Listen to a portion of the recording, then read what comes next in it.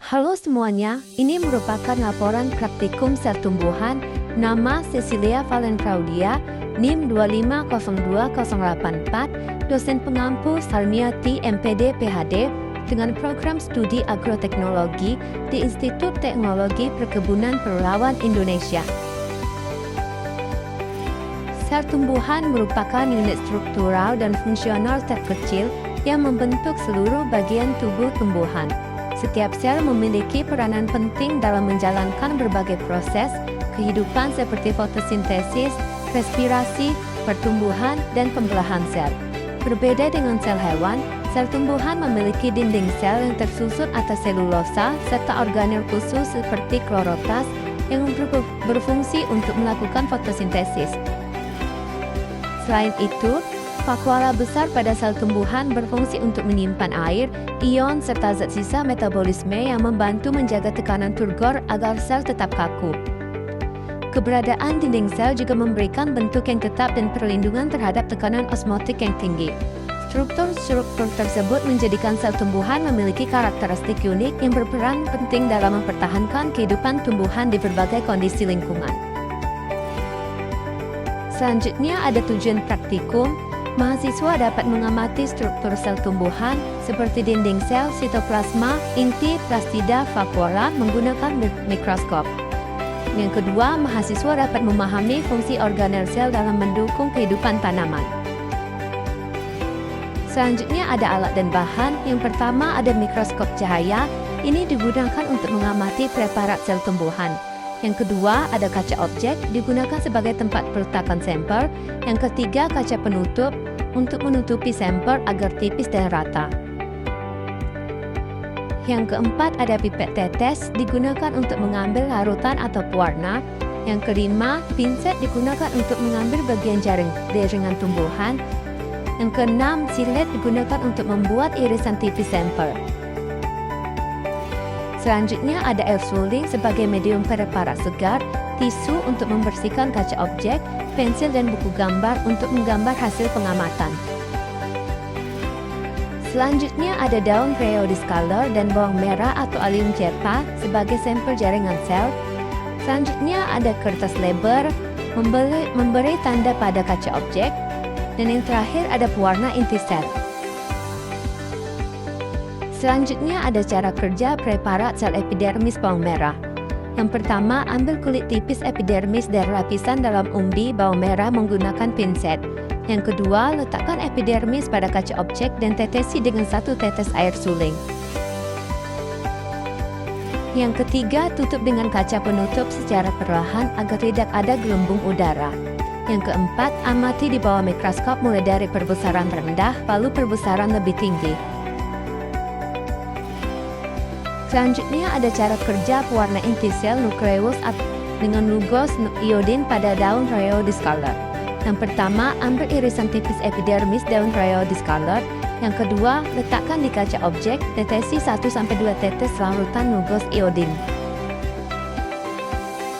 Yang ketiga, tutup dengan kaca penutup. Yang keempat, amati di bawah mikroskop. Selanjutnya, ada hasil dari sel epidermis bawang merah. Sel epidermis bawang merah mempunyai bentuk yang rapi kotak-kotak, meskipun tidak kotak sempurna. Ini dikarenakan bawang merah adalah tumbuhan. Mengapa demikian? Karena sel tumbuhan memiliki dinding sel di luar membrannya. Dinding sel pada bawang merah berfungsi sebagai pelindung sel. Bahan utama penyusun dinding sel berupa zat kayu, yaitu selulosa yang tersusun dari glukosa. Selain selulosa, dinding sel juga mengandung zat lain seperti pektin, hemiselulosa, dan glikoprotein. Selanjutnya ada nukleus atau inti sel. Nukleus berfungsi untuk mengendalikan proses berlangsungnya metabolisme dalam sel, menyimpan informasi genetik dalam bentuk DNA, mengatur kapan dan di mana ekspresi gen-gen harus dimulai, dijalankan, dan diakhiri, serta tempat terjadinya replika dan transkripsi. Selanjutnya ada sitoplasma, berfungsi sebagai tempat berlangsungnya beberapa reaksi kimia sel. Selanjutnya ada hasil dari pewarnaan inti sel dengan lugos iodin pada daun Rheodiscaler. Ketika daun rheodiscolor diwarnai dengan lugos iodin, maka warna inti sel menjadi lebih jelas. Lugos iodin bertindak sebagai pewarna yang memberikan kontras, sehingga inti sel yang biasanya transparan menjadi lebih mudah diamati. Namun, lugos iodin tidak spesifik mewarnai inti sel saja. Warna pati atau amilum menjadi biru kehitaman. Lugos iodin bereaksi dengan pati atau amilum, yang kadang-kadang tersimpan dalam sel tumbuhan. Jika ada butiran pati di dalam sel tumbuhan rheodiscolor, butiran tersebut akan berubah warna menjadi biru gelap atau bahkan hitam. Selanjutnya ada pembahasan bawang merah atau Allium Jepang. Bawang merah merupakan salah satu tanaman hortikultura yang banyak dibudidayakan di Indonesia. Tanaman ini termasuk dalam famili Alliaceae dan genus Allium, sama seperti bawang putih dan bawang bombay. Sel bawang merah merupakan contoh klasik sel tumbuhan yang sering digunakan dalam praktikum mikroskopis karena strukturnya yang mudah diamati. Sel ini memiliki struktur khas sel tumbuhan, yaitu dinding sel, membran plasma, sitoplasma, nukleus, vakuola, dan plastida. Selanjutnya ada rheodiscolor. Daun rheodiscolor adalah daun dari tanaman hias tropis yang dikenal juga dengan nama Tradescantia spatacea atau Moses in the Cradle. Tanaman ini berasal dari kawasan Amerika Tengah dan Karibia.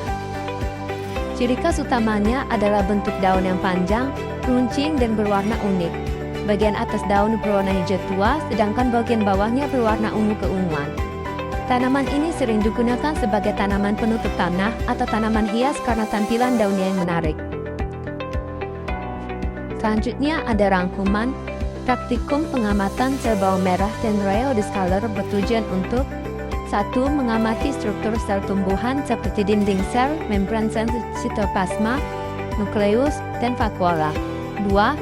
Membedakan struktur sel pada dua jenis jaringan tumbuhan. Dan ketiga, mengamati struktur dan bentuk sel tumbuhan menggunakan mikroskop cahaya.